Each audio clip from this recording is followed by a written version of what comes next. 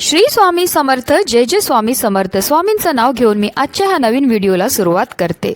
हिंदू पंचांगानुसार फाल्गुन महिन्याच्या शेवटी आणि चैत्र महिन्याच्या सुरुवातीला येणारी ही अमावास्या अत्यंत फलदायी मानली जाते. यंदा 18 मार्च 2026 रोजी होणारी ही दर्श अमावास्या पितरांच्या आत्म्याच्या शांतीसाठी आणि घरातील दोष दूर करण्यासाठी सर्वोच्च तिथी मानली जाते. या दिवशी गंगा स्नान आणि दान धर्माला विशेष महत्त्व आहे. ज्यांच्या कुंडलीत पितृदोष आहे किंवा ज्यांच्या घरात वारंवार कलह आणि आर्थिक चणचण जाणवत असेल त्यांच्यासाठी हा दिवस नशिबाचे टाळे उघडणारा ठरू शकतो. अमावास्येच्या दिवशी पितरांच्या आत्म्याच्या शांतीसाठी पितृपूजन केले जाते. यामुळे पितरांचा आशीर्वाद संपूर्ण कुटुंबावर राहतो. त्याशिवाय या दिवशी गोरगरिबांना अन्नदान करणे तसेच गरजेच्या वस्तू देणे शुभ मानले जाते. तसेच कोणत्याही प्रकारचे ग्रहदोष असल्याने तुम्ही काळ्या कुत्र्याला पोळी खाऊ घालू शकतात. तसेच पिंपळाच्या झाडाखाली दिवा लावू शकतात, त्याच्या प्रदक्षिणा घालू शकतात. काळे तिळाचे दान करणे देखील लाभदायक मानले जाते. या दिवशी शनीला तेल वाहिल्याने साडेसाती दूर होते असे म्हटले जाते. हिंदू धर्मात गोदान हे सर्वोत्तम श्रेष्ठ दान मानले जाते. पितरांच्या आत्म्याच्या शांतीसाठी गोदान करायचे असेल तर फाल्गुन अमावस्येचा दिवस अतिशय शुभ आहे. यामुळे कळत नकळत झालेल्या पापांपासून मुक्ती मिळते, पण आपल्याला अक्षय पुण्याची प्राप्ती देखील होते.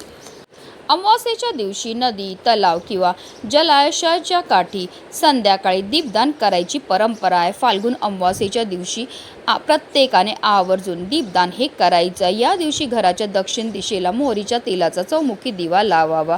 दक्षिण दिशा ही पितरांची दिशा मानली जाते, त्यामुळे दिवा लावल्याने त्यांच्या मार्गदर्शन आणि आशीर्वाद मिळतो.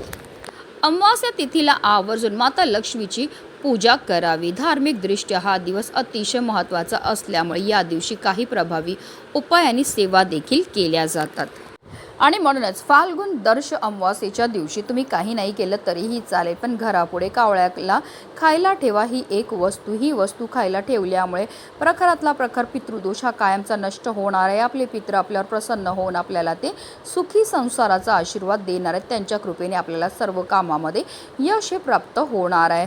तर हा दहीभात आपल्याला कुठे ठेवायचा आहे, कसा ठेवायचा आहे, त्याबद्दल सविस्तर आणि महत्त्वाची माहिती मी तुम्हाला या व्हिडिओमध्ये देणार आहे. तो व्हिडिओ पूर्ण पहा आणि जर तुम्ही माझ्या चॅनलवर नवीन असतील तर चॅनलला सबस्क्राईब करा आणि शेजारी बेल आयकॉन सुद्धा प्रेस करा.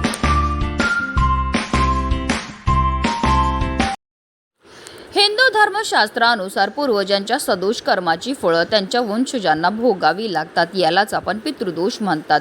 ज्योतिषशास्त्रानुसार आपल्या जीवनात अनेक प्रकारचे दोष असतात. त्यापैकी एक म्हणजे पितृदोष.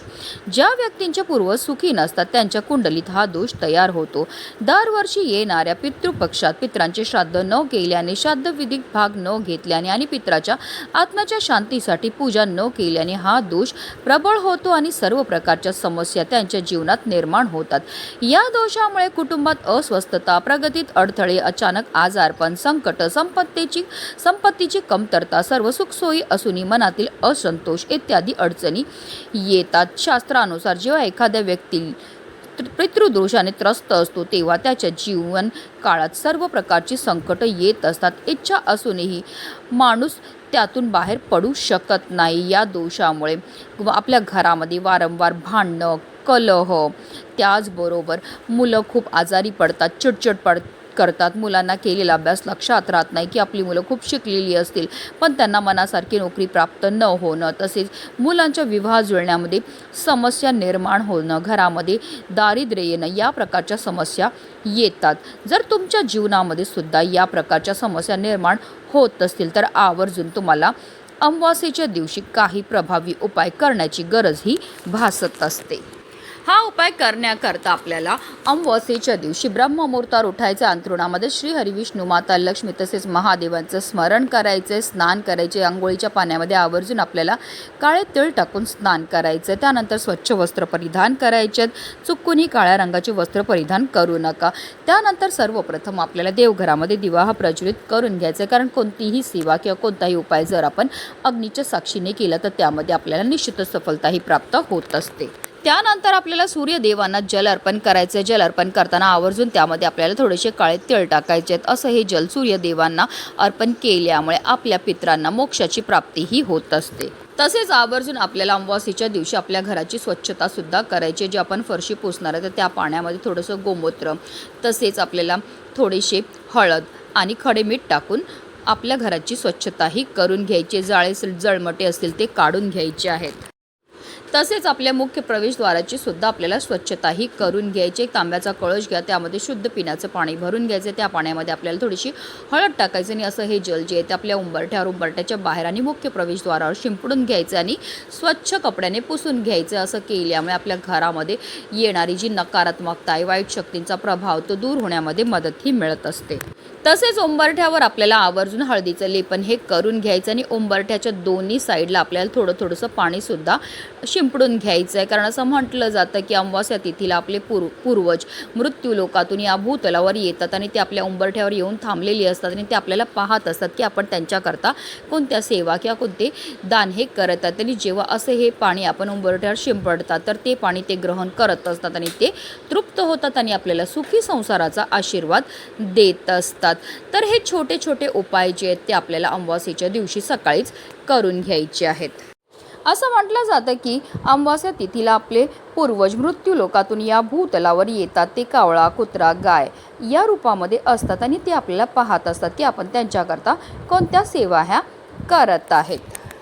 जर कावळ्याने घास खाल्ला तर तो अतिशय शुभ मानला जातो। कावळ्याशी संबंधित ही कथा त्रेतायुगाची आहे। कावळ्याला देवपुत्र मानला गेला आहे। इंद्राचा पुत्र जयंत याने सर्वप्रथम कावळ्याचे रूप धारण करत सीता देवीच्या पायाला चोच मारली। कावळ्याची कृती पाहून श्रीरामाने गवताच्या काडी वापर करत ब्रह्मास्त्र चालवले आणि जयंतच्या डोळ्याला क्षतिग्रस्त झाला। तेव्हा जयंत याने श्रीरामाकडे क्षमा याचना केली। मर्यादा पुरुषोत्तमाने जयंतला क्षमा करून वरदान दिले की कावळा रूपी तुला अर्पण केलेले भोजन पूर्वजांना लाभेल आणि तेव्हापासून कावळ्याला पूर्वजांचे रूप म्हणून ओळखले जाऊ लागले। हा उपाय करताना आपल्याला एक वाटीभर भात हा शिजवायचा आहे। पण भात शिजवताना त्यामध्ये आपल्याला कोणत्याही प्रकारचं मीठ किंवा तेल हे टाकायचं नाही, नुसता भात हा शिजवून घ्यायचा। आता हा भात जो आहे तो आपल्याला एका प्लेटमध्ये किंवा द्रोणमध्ये काढून घ्यायचा आणि हा भात थंड झाला की त्यावर आपल्याला 1 ते 2 चमचे दह्याचे टाकायचे। तसेच त्यावर आपल्याला थोडेसे काळे तीळसुद्धा टाकायचे, कारण काळे तीळ हे आपल्या पितरांना समर्पित असतात। हा दही भात जो आहे तो आपल्याला आपल्या घरापुढे किंवा तुम्ही तुमच्या टेरेसवर, बाल्कनीमध्ये, अगदी तुमच्या अंगणामध्ये सुद्धा कावळ्याकरता ठेवू शकतात। भात आपल्याला सकाळी 11 ते 12च्या आसपास ठेवायचा आहे। त्यासोबतच आपल्याला 1 वाटीमध्ये पाणी घ्यायचं आणि त्यामध्ये थोडीशी साखर टाकायची आणि असं हे गोड पाणी सुद्धा आपल्याला त्या भातासोबत आपल्या अंगणामध्ये कावळ्याकरता ठेवायचं आहे। असं हे गोड पाणी ठेवल्यामुळे आपले पित्र हे तृप्त होतात आणि जर आपले पित्र प्रसन्न झाले तर आपल्याला ते निश्चितच सुखी संसाराचा आशीर्वाद देणार आहेत। आता तुम्हाला जर तुमच्या पित्रांचं नाव माहिती असेल तर नाव म्हणा, नाही तर तुम्हाला 21 वेळा ओम पितृदेवाय नमः या मंत्राचा जप हा करायचा आहे। त्यानंतर दोन्ही हात जोडून आपल्याला आपल्या पितरांची क्षमा याचनाही करून घ्यायची। आपल्याकडनं झालेल्या कळत नकळत चुकांची आपल्याला क्षमा मागायची आहे। यापुढे आपल्याला त्यांचं कायम स्मरण राहील असं आपल्याला बोलायचं आहे। आता ही सेवा किंवा हा उपाय जो आहे तो आपल्या घरामध्ये कोण करू शकतो, तर आपल्या घरामध्ये जे वडीलधारी माणसं असतील त्यांनी हा उपाय जो आहे तो करायचा आहे। त्यानंतर आपल्याला बोलायचं आहे, दक्षिण, पश्चिम, वायव्य दिशेला राहणाऱ्या पुण्यकर्मी कावळ्यांनो, मी ठेवलेल्या नैवेद्याचा ग्रहण करावं। असं बोलण्याने आपल्याला कावळ्याकरता ठेवलेला जो नैवेद्य आहे तो आपल्या पूर्वजांपर्यंत पोचतो असे म्हटले जाते। प्रत्येक अमावास्येच्या दिवशी आवर्जून आपल्याला ही कावळ्याची सेवा जी आहे ती करायची। ही सेवा केल्यामुळे आपल्या जीवनामध्ये असणारा प्रखरातला प्रखर पितृदोष दूर तर होतोच होतो, पण आपले पित्र आपल्यावर प्रसन्न होऊन आपल्याला ते सुखी संसाराचा आशीर्वाद देणार आहेत आणि त्यांच्या कृपेने आपल्या जीवनामध्ये कधीही कोणत्याही प्रकारची संकट, समस्या, दोष, दारिद्र्य हे येणार नाही आहे. म्हणूनच व्हिडिओ जास्तीत जास्त लोकांपर्यंत शेअर करा, जेणेकरून प्रत्येकाच्या आयुष्याचं कल्याण हो, हीच मनामध्ये इच्छा. श्री स्वामी समर्थ. जय जय स्वामी समर्थ.